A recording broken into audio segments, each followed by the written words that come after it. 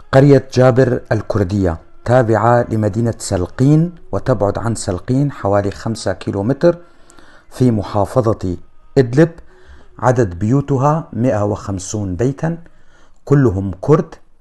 الجيل القديم يتكلم الكردية، لا زال محتفظا بلغته، أما الجيل الذي بعده فقد أضاع لغته نتيجة لظروف الاستبداد من كافة الحكومات التي حكمت سوريا.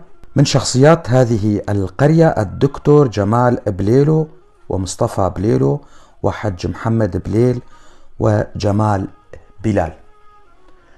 هذه القرية مثلها مثل عشرات القرى والبلدات الكردية المنتشرة في إدلب، حيث التواجد الكردي في إدلب قديم ومن أزمنة سحيقة، كما قال المستشرق الفرنسي رينيه دوساوت بأن التواجد الكردي في سوريا أقدم من التواجد العربي بأزمنة سحيقة ويعود إلى ما قبل الميلاد. هذا ما ذكره المستشرق الفرنسي رينيه دوساوت. لذلك هذه القرية وغيرها من القرى في جسر الشغور كمدينة ناحية بدامة مثلا، وأكثر من 10 قرى كردية تابعة لها، بالإضافة إلى ريف جسر الشغور الشرقي لا يمكن تعدادها في هذا الفيديو، وقد نشرت فيديوهات كثيرة عن هذا الأمر. اليوم موضوعي هو عن قرية جابر الكردية التابعة لمدينة